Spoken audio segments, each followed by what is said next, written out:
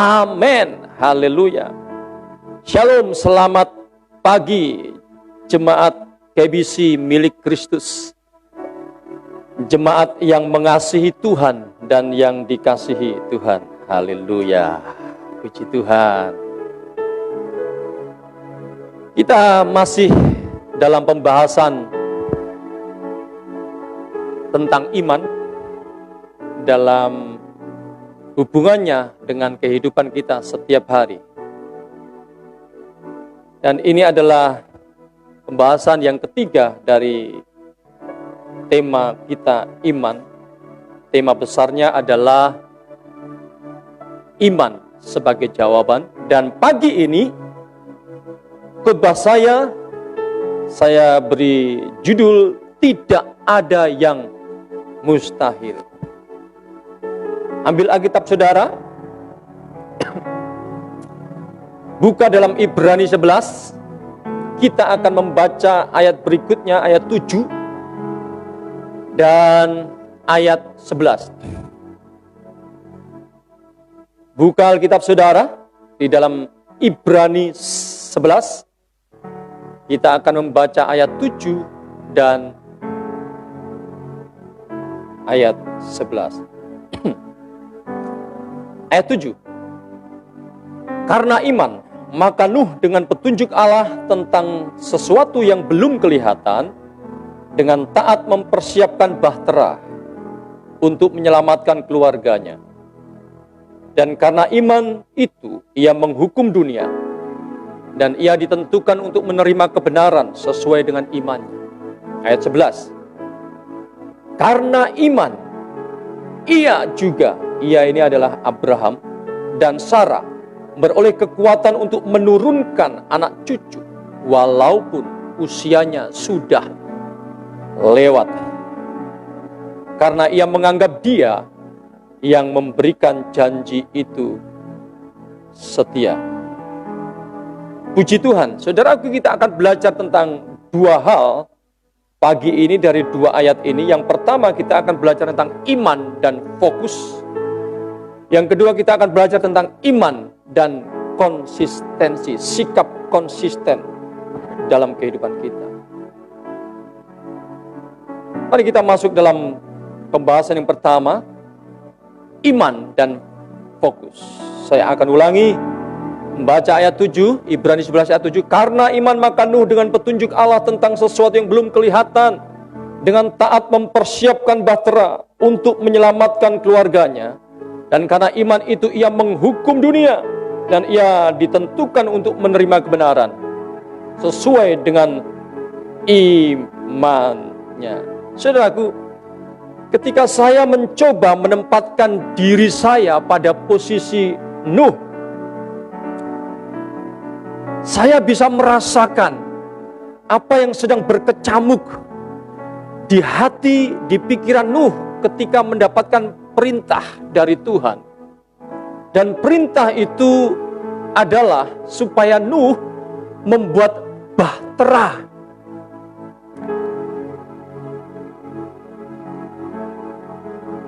Kalau bahtera itu kecil, maka itu biasa saja.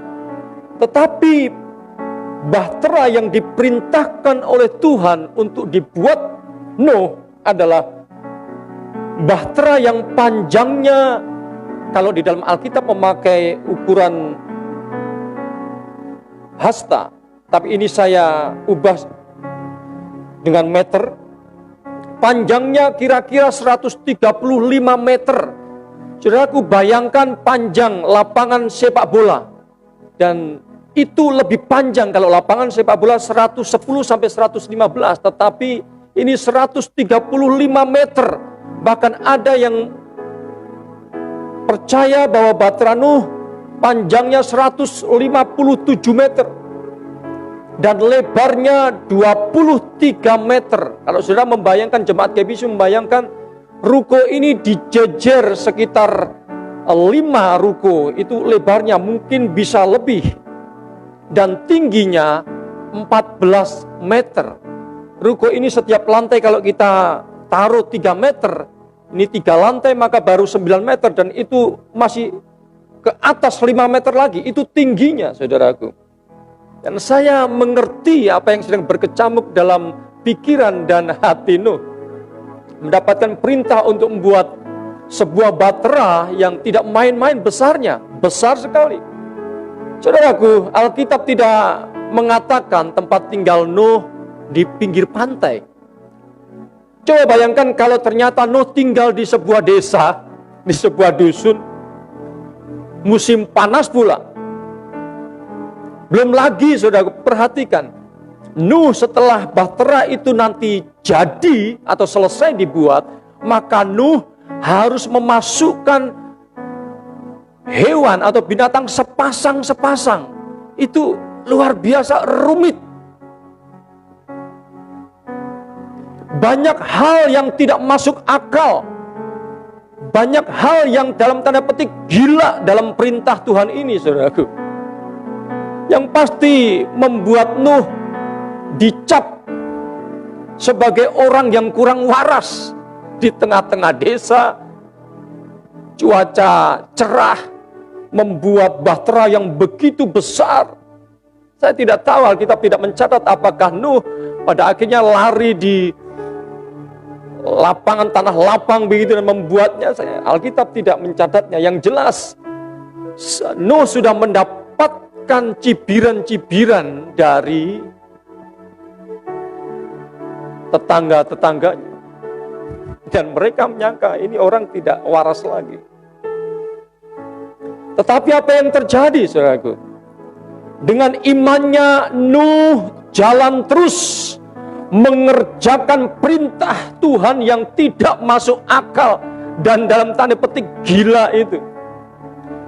Dengan iman Nuh tetap fokus pada perintah Tuhan. Nuh tidak fokus pada hal-hal yang gak masuk akal. Dengan iman Nuh tetap fokus pada apa yang dikatakan Tuhan. Nuh tidak fokus pada apa yang dikatakan orang. Dengan iman Nuh mampu mengabaikan cibiran dan nyinyiran-nyinyiran yang datang kepadanya dari tetangga-tetangganya, saudaraku. Yang hanya melemahkan imannya, yang hanya mengecap dia sebagai orang yang tidak waras. Saudaraku, iman yang bekerja dalam hati Nuh membuatnya terus fokus kepada hasil akhir yang akan diberikan dan ditunjukkan oleh Tuhan. Nah, apa yang bisa kita pelajari dari poin 1 ini, iman dan fokus? Saudaraku, perhatikan ini. Posisi iman jauh berada di atas logika kita. Saudaraku, logika selalu membawa kita fokus kepada hal-hal yang masuk akal saja. Tetapi iman menyelesaikan hal-hal yang tidak masuk akal. Saudaraku, mari kita menghadapi semua situasi dan kondisi yang gak masuk akal dengan iman kita, saudaraku. Jangan kita ngotot mengandalkan perhitungan logika kita. Sekali lagi, mari kita hadapi situasi kondisi yang gak masuk akal dengan iman kita. Jangan kita ngotot mengandalkan perhitungan logika kita. Ketika segala sesuatu sudah tidak masuk akal, dan kita mencoba pakai segala rumus, tetap hasilnya tidak mungkin lagi, saudaraku. Itu artinya, perhatikan, itu artinya kita harus membuka mata lebar-lebar dan sadar bahwa logika kita sangat terbatas dan tidak bisa mengatasi segala sesuatu, saudaraku. Ketika segala sesuatu sudah tidak masuk akal dan kita mencoba memakai rumus apapun, hasilnya tetap tidak mungkin lagi. Itu artinya kita harus segera berpindah area dari area terbatas pada area yang tidak terbatas. Dari dimensi alami kepada area supra alami, dimensi supra alami, yaitu iman kita, saudaraku. Haleluya. Jangan paksa logika kita. Jangan peras logika kita. Karena kita pasti akan stres dan depresi. Saudaraku, mari beri ruang selebar-lebarnya bagi Tuhan. Amin. Beri ruang selebar-lebarnya bagi Tuhan untuk bekerja melalui iman yang ada di hati kita. Dan percaya saja. Haleluya.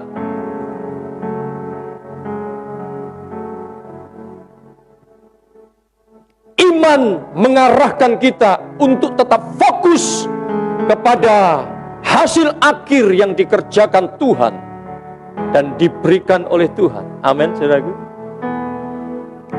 Iman membuat kita tidak terusik dengan semua omongan negatif yang datang kepada kita, yang hanya melemahkan iman kita. Perhatikan ini baik-baik. Iman akan membawa kita bisa menemukan peluang besar meskipun di tengah-tengah situasi sulit dan tidak masuk akal. Haleluya. Iman akan membawa kita menemukan peluang besar di tengah-tengah situasi sulit dan gak masuk akal sekalipun. Saudaraku, saya mau bersaksi hal yang berkaitan dengan ini. 2 minggu yang lalu, saya mendapatkan telepon, tiba-tiba telepon yang tidak disangka-sangka dari Pulau Bali, saudaraku. Dan saya kenal orang itu. Dan telepon itu berkata seperti ini. Ini dengan Pak Andreas? Ya, benar. Pak Andreas, tolong Bapak cek rekening Bapak. Kami ada transfer, ada berkat dari Tuhan untuk Bapak dan keluarga. Oh baik, nanti saya akan cek. Terima kasih, Tuhan Yesus memberkati. Lalu kemudian saya bilang kepada istri saya, Mat, coba tolong cek rekeningmu. Dan ternyata benar ada dana masuk. Dan yang membuat saya lebih terkejut lagi, saudaraku, setelah istri saya melihat ada dana masuk, dia mengadakan pengakuan seperti ini. Pak, tahu nggak kenapa? Beberapa hari yang lalu, karena istri saya yang mengelola semua keuangan keluarga kami, jadi dia setiap bulan harus mengalokasikan ini untuk ini, untuk ini, untuk ini. Tahu nggak bahwa di dalam perhitungan Mama menemukan bahwa ini sudah tidak mungkin, tidak cukup. Mama melihat ini tidak cukup untuk sebulan. Tetapi Mama tetap yakin. Nah, saudaraku, hal yang selalu saya ajarkan kepada istri dan anak-anak saya adalah kita sampai di tempat ini karena Tuhan yang membawa. Jadi karena itu tetap fokus kepada panggilan Tuhan, fokus kepada janji Tuhan, maka Tuhan yang akan pelihara kita sekeluarga. Itu yang selalu saya katakan kepada istri dan anak-anak saya. Itu yang selalu saya ajarkan kepada istri dan anak-anak saya. Jangan fokus kepada kehidupan sehari-hari, karena kehidupan sehari-hari itu urusan Tuhan. Mari kita fokus memberikan yang terbaik bagi Tuhan. Kita fokus kepada janji Tuhan, kita fokus kepada Tuhan saja. Dan ternyata benar, saudaraku, ketika kami, terutama istri saya yang tahu, karena saya tidak pernah tahu dan tidak pernah mau tahu tentang keuangan kami, keuangan keluarga kami. Saya mau fokus dan saya berdoa dan belajar firman saja, karena saya percaya Tuhan pasti pelihara. Ketika istri kami tahu bahwa ini sudah tidak mungkin, gak cukup untuk sebulan. Tetapi apa, saudara? Ketika kami memutuskan fokus kepada Tuhan, Tuhan menepati janjinya. Haleluya. Saudaraku, di saat-saat kritis, di saat-saat mata jasmani ini melihat ini nggak masuk akal, ini tidak mungkin, tetapi iman mengerjakan segala sesuatu yang nggak masuk akal itu. Haleluya. Puji Tuhan. Orang yang hidup oleh imannya dan tetap fokus kepada Tuhan, dia akan melihat hal-hal besar yang dikerjakan Tuhan dalam kehidupannya. Amin, saudaraku. Yang kedua, iman dan konsistensi. Ibrani 11 ayat 11. Karena iman ia juga, atau Abraham ini, karena iman Abraham dan Sarah beroleh kekuatan untuk menurunkan anak cucu, walaupun usianya sudah lewat, karena ia menganggap dia yang memberikan janji itu setia. Saudaraku, saat Ishak lahir, umur Abraham cepek. Umur Abraham 100 dan umur Sarah 90 tahun. Artinya Abraham sudah menjadi kakek-kakek, Sarah sudah menjadi nenek-nenek, opa-oma, mbah-mbah. Alkitab jelas mencatat bahwa Sarah sudah mati haid. Artinya apa? Artinya Sarah tidak mungkin bisa hamil lagi. Melalui ilmu apapun Sarah tidak mungkin bisa hamil dan tidak mungkin bisa mempunyai anak. Luar biasanya, saudaraku, luar biasanya, karena iman, Abraham dan Sarah tetap konsisten pada keputusan awal mempercayai janji Tuhan tentang keturunannya akan seperti pasir di tepi laut dan banyaknya seperti bintang di langit. Itu yang tetap dipegang. Abraham dan Sarah tetap konsisten mempercayai janji Tuhan tentang keturunannya yang akan dibuat Tuhan begitu banyak. Abraham dan Sarah tetap konsisten. Sikap konsisten Abraham dan Sarah dicatat dalam kitab Ibrani dengan kalimat, karena ia menganggap dia, yaitu Tuhan, yang memberikan janji itu setia. Tuhan Yesus setia, saudaraku. Amin. Katakan kiri kanan saudara. Katakan kepada suamimu, Tuhan Yesus setia, Pak. Suaminya katakan, Tuhan Yesus setia, Ma. Mari sama-sama katakan, jangan takut. Haleluya.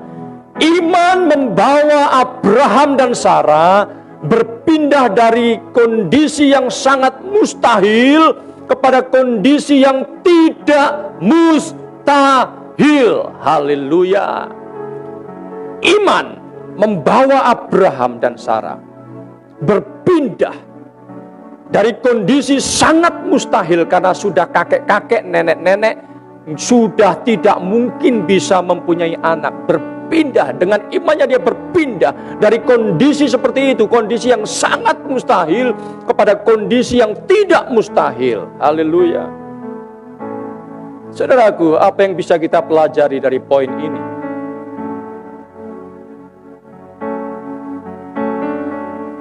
Iman mencegah mulut kita mengucapkan kalimat-kalimat pesimis. Kalau iman di hati ini aktif dan terus berkobar-kobar, maka itu akan mencegah mulut ini mengatakan kalimat-kalimat pesimis. Ah, ini tidak mungkin lagi. Ini sudah terlalu berat. Ini susah, nggak mungkin bisa bangkit lagi. Semuanya serba susah, ini parah. semuanya mustahil. Nah saudaraku, orang yang imannya aktif dan berkobar, mulutnya pasti tidak akan mengucapkan kalimat-kalimat pesimis, kalimat-kalimat sebagai tanda tidak punya iman, saudaraku. Kalimat-kalimat pesimis hanya akan diucapkan oleh orang percaya yang imannya sedang mati suri. Kalau iman kita tetap aktif dan berkobar-kobar, kita tidak akan mengucapkan kalimat-kalimat pesimis. Kita tidak akan mudah mengucapkan ini tidak mungkin lagi, ini sudah terlalu berat, ini sudah begitu parah, tidak mungkin bangkit lagi. Saudaraku, orang yang hidup oleh iman tetap konsisten, percaya bahwa janji Tuhan ya dan amin. Haleluya. Katakan kiri kanan, muka belakangmu kepada suami, istri dan anak-anakmu, katakan janji Tuhan ya dan amin. Haleluya. Orang yang hidup oleh iman tetap konsisten percaya bahwa pertolongan Tuhan itu pasti dinyatakan. Saudara bisa berkata amin. Haleluya. Orang yang hidup oleh iman, dia konsisten, tetap konsisten percaya pertolongan Tuhan itu pasti dinyatakan. Dia tetap konsisten percaya jika Tuhan yang sudah membukanya, tidak ada satu kuasa pun yang sanggup menutupnya. Haleluya. Saudaraku, jika berkat merupakan bentuk berkat apapun itu Tuhan sudah plot menjadi milik saudara, maka tidak ada satu kuasa pun yang bisa menggagalkannya. Mari percaya itu dengan imanmu. Haleluya. Orang bisa mereka-rekakan apapun untuk merebutnya, tetapi kuasa Tuhan menggagalkannya. Amin, saudaraku. Tetap percaya dengan iman, tetap konsisten percaya jika Tuhan yang membukanya, tidak ada yang mampu menutupnya. Saudaraku, saya mau katakan ini, wajarlah kalau sesekali kita merasa berat dan sedikit down. Kenapa? Karena kita ini manusia yang terdiri dari darah dan daging. Tetapi saya juga mengatakan, iman yang aktif dan bergelora di hati membuat kita cepat bangkit dari posisi down itu. Tidak tetap berada dalam posisi down berkepanjangan, saudaraku. Kalau iman kita aktif dan bergelora di hati, itu akan membuat kita cepat bangkit, tidak terus tinggal dalam kondisi down berkepanjangan, saudaraku. Amin. Haleluya.